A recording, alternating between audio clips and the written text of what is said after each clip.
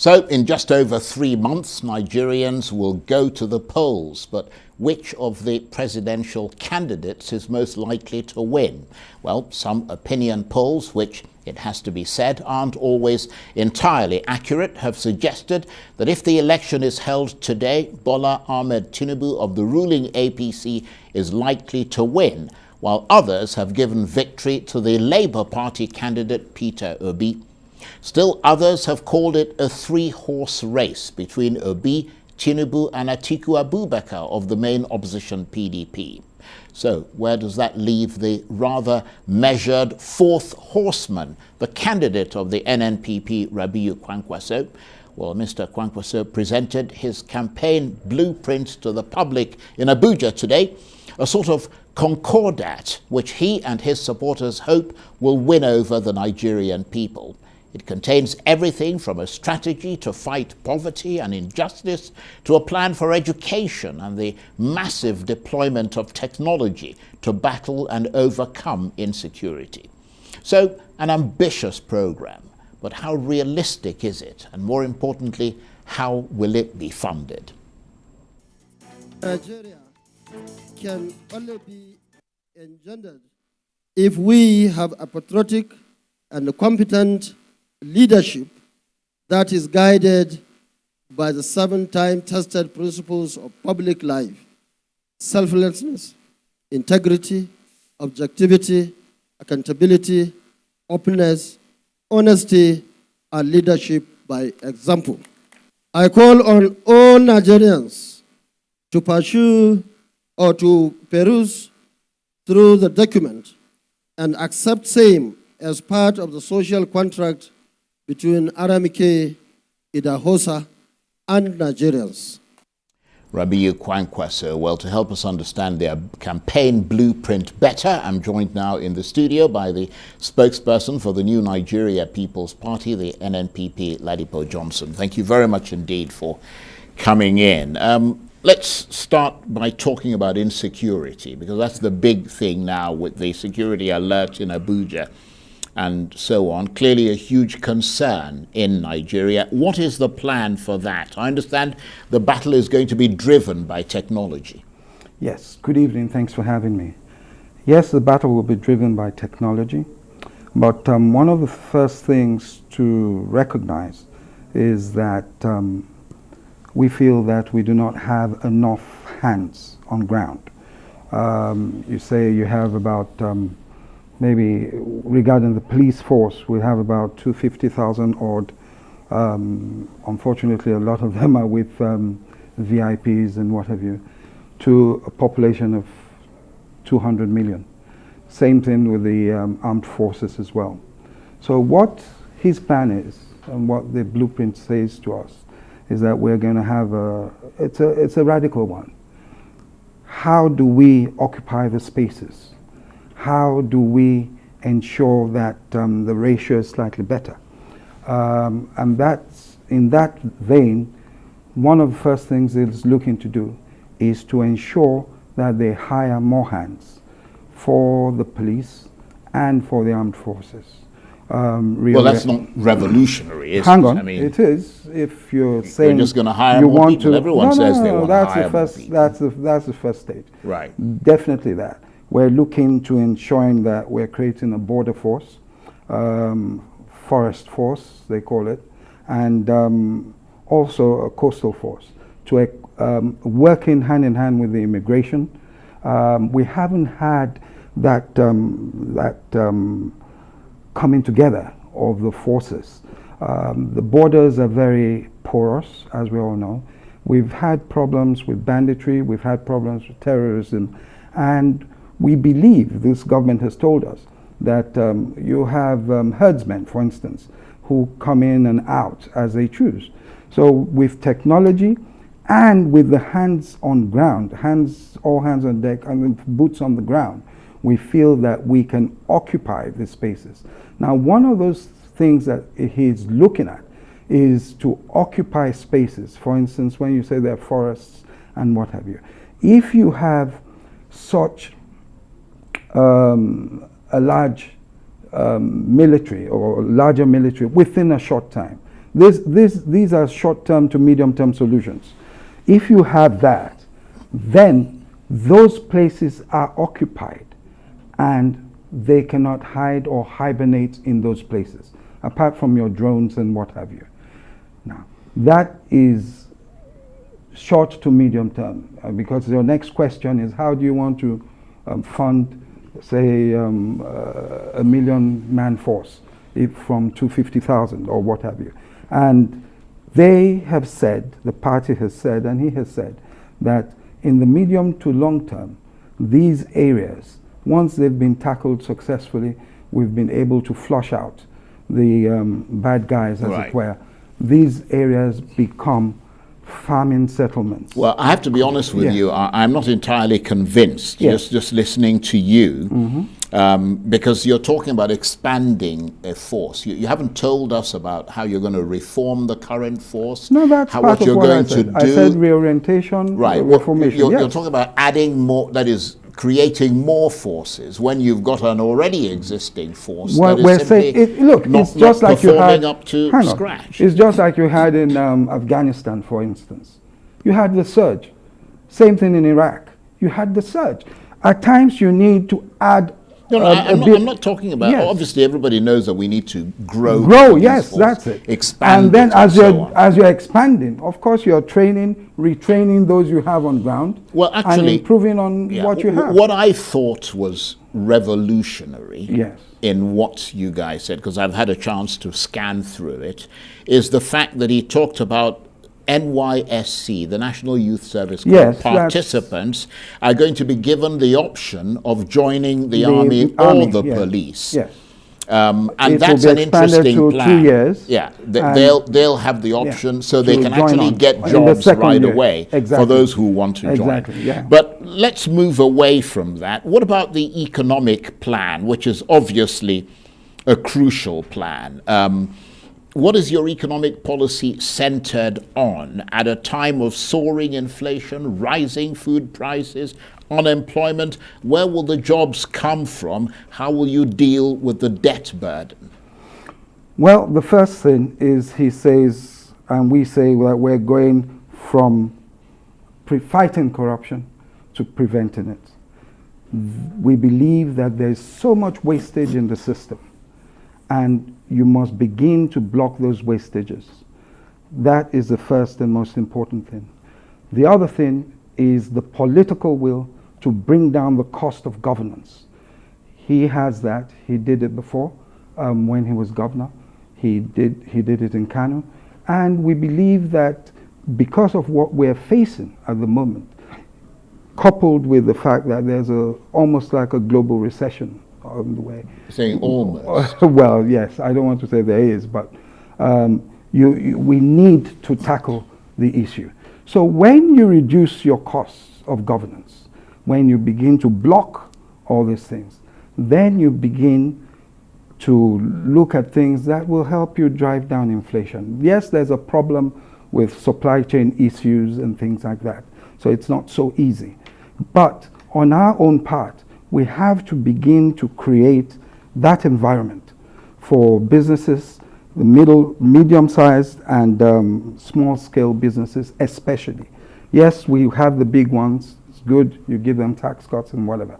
But the highest employers of labor are the small to medium-sized Yeah, well, you're still not telling us how it's going to be done. And what we were hoping for was for that. But that document talks about reforming key revenue generating agencies. What are those agencies and how are you going to reform them? Well, we said we're going to hit the ground running with the Ministry of Finance, the NPA. That's the Nigerian Ports Authority. Nigerian Ports Authority, NIMASA, these agencies. That's the Maritime Agency? Yes, Customs, and those agencies that really generate revenue. You have to make sure that they work more efficiently, that you get more from them, and that what is gotten from them is utilized properly. Yeah, but you're saying Yes. things. You're not telling us the methodology. No, that's what's going to set you apart from the other party. Anybody can come up and say, we need to reform this, but how are you going to reform it? That's the key question. The methodology, as we go along, the methodology will become clearer. We will deal with it. Right. So you don't have a methodology. We do have a methodology. Right. What you have is you have a situation whereby, as you well know, it was done today. It's a 152-page document, and it was just done this afternoon. So yes, we have to go into the details with time. We go into the details, and you see that this blueprint deals with his commitments to the people and deals with the plans. Right. And the projections. Okay, so all you're asking, yes, definitely, they're in. Right. Well, we're hoping that, because most people aren't going to get the chance to read. They will. We're going to be putting them online. Yeah. We're going to put it online. But if they don't, if a voter, yes, and the voter is the master, definitely, and the king and queen at the moment, definitely, if they don't have the time to read it and they say, tell me why I should vote for you. Yes, Let me give you another example. Oil theft is a big problem in Nigeria. It's led to Nigeria producing less than its OPEC quota, which means that it's losing money. Yeah. All the other companies are making billions in profits. I mean, the big sort of oil majors and so on, and the big oil producing countries. How will you improve crude oil production and meet Nigeria's OPEC quota? Yes. Well, as you said, the first thing is to reduce the oil theft. That aspect of it, because that's tied to security, presumably. Yes, it's tied to security. You understand, but it also comes under what we're talking about: oil and the and crude oil production. Then you're looking at also the efficiency of the NNPC. The petroleum industry bill, trying to implement it. It's actually good. It's something that we have to implement. We're looking at moving from oil now. We're looking at gas as well, gas production, to help shore up the economy and to help. What's that got to do with the theft of oil? No, I moved from the oil theft. Right. You spoke about the oil theft, and I said yes, and I've moved on from there. Yeah, but you want me to concentrate how on did you say you were going to deal with oil theft? That has to do with security. That has to do with making people accountable in the NNPC and all the yes. That has to do with Nigeria is, of course, an import-dependent country. Yes. That leads to a huge demand for foreign exchange, especially in a rent-seeking society and in a country where there are two parallel exchange rates for the naira. How will you deal with that artificial but fundamental anomaly in Nigeria's exchange rate system? How does he deal with it? What he says is that we have to work towards ensuring that we have just one. Right. That means allowing it to market forces. Yes, not just not the CBN having its own and then the black market and everything. We have to work towards it, because at the moment it's easier for someone to get money from the CBN and then sell and the black market, and you understand, just make billions and what have you. So that is one of the things that he said, that we've said. Yeah, but are you going to abolish the official rate and allow the naira to float at the market rate? Is that the plan? That is what they are going to aiming for in the final analysis, but that's not immediate. It won't happen overnight. Right. That is one way you see. You have to do that with the CBN and everything. You know what you're doing now. Right. What about things like tourism, which is potentially a huge income earner, but is pretty dead in Nigeria? How will you revive and grow that industry? Well, to grow that industry, of course, you have to handle insecurity. When we've done as we do that, and as we market Nigeria, then you have to ensure that other things are there, the insecurity, banditry, things like that. You just had the American consulate saying that Abuja was in danger. You wouldn't have people coming into the country, either for business or for tourism, with that sort of situation. So that has to be handled. And then you have to begin to ensure that, as we say, the Nigeria is a destination. I'm going further than the tourism now. for people to want to come and do business as well. And but for what you said regarding tourism, there are many aspects of our society, our country, different parts of the country that can be attractive, that could be attractive to foreign tourists. We want to make sure that we do that. We want to make sure that we position Nigeria along the lines, especially within the West African region, to be seen not just as a tourist-friendly place, but also when we come to the youth as well, to be seen as a place to position for ICT training, ICT development and everything. So, but these things are all linked, as you well know, and it all boils down at the moment, unfortunately, to the insecurity in the country. We have to handle that, begin to handle that, and other things will begin to fall into place. And you mentioned, obviously, a lot of these ideas not only being able to thrive in a corruption-free environment. You touched on it briefly, but how do you propose to deal with something like that, which is endemic in Nigeria? Well, it is endemic, and it's a big problem. And you have to lead by example. You have to look first at your civil service, your public service, because they're the service deliverers. You have to do a lot of training, reorientation. And as we said, you said in your introduction, we're talking about technology. You have to look for things and technological programs and stuff that will make sure that we reduce to a barest minimum the human aspect of tweaking things and that leads to corruption. There must be transparency, even within government itself. And one of the things that he has pledged to do is to ensure that on a weekly basis that all that government does is made public to the people. Of course, not things to do with security and things like that, made public to the people. He did it in Kano when he was governor of Kano. He did it, the contracts and all the government did was published every week in national newspapers. So we have to create a transparent government, and at the same time that he's leading and they're leading by example, we have to look especially towards the civil service, towards the public servants, because they are the ones, as I said, that I tell you, most politicians who get into government might not even discover where the loopholes are.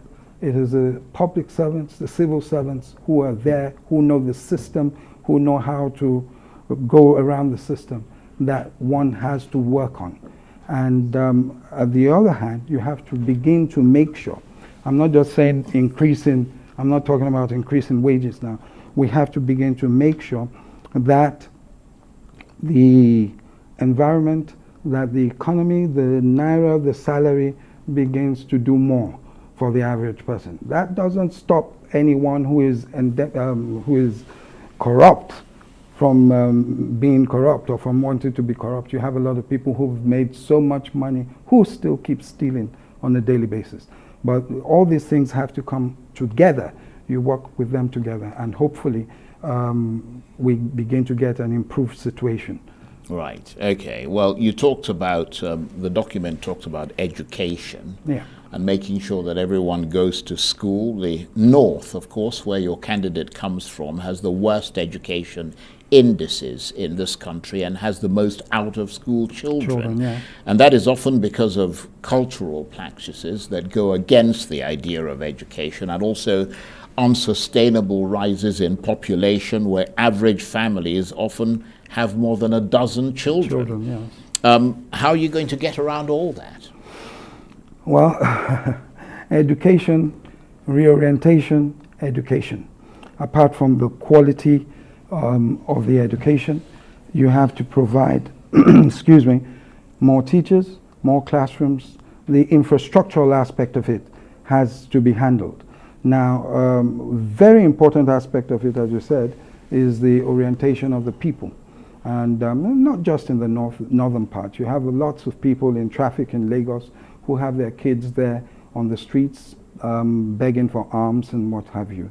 All these things have to be handled.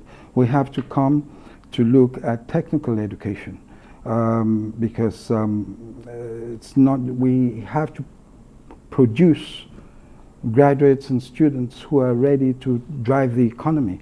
And technical education is very important for that as well, towards that. The government has, he has pledged, and he has done it in the past, to work on education. And I believe, I do not want to start to talk about budgetary allocations now. It's too early to say that. You have to get there and see what you have on ground, the debt burden and whatever. But suffice to say that education is going to be a large chunk of it. Right, because okay. Sorry, finish what you're saying. We're going to say, because we also realize that there's an added advantage for us with the African Continental Free Trade Area Agreement. And we have to make sure that we equip our youth and our entrepreneurs to take advantage. Well, we've got less than a minute left. Okay. Just distill that document into a few words. What is the best takeaway from it? Well, it's... what can your party use to say, this is our selling point? This is our selling point. Our selling point basically is that we have a blueprint to give access to majority of Nigerians. Access to good health, to education, empowerment in different forms of it, training, empowerment. And this way, along with other things, this document will begin to bring down inflation, improve the economy, improve the standard of living of Nigerians. Right, and try to address the ills that we have, especially from different parts of the country, who feel that they have been left behind by this government. Ladipo Johnson, who is one of the spokespersons for the New Nigeria People's Party, the NNPP, thank you very much indeed. Thanks for having me.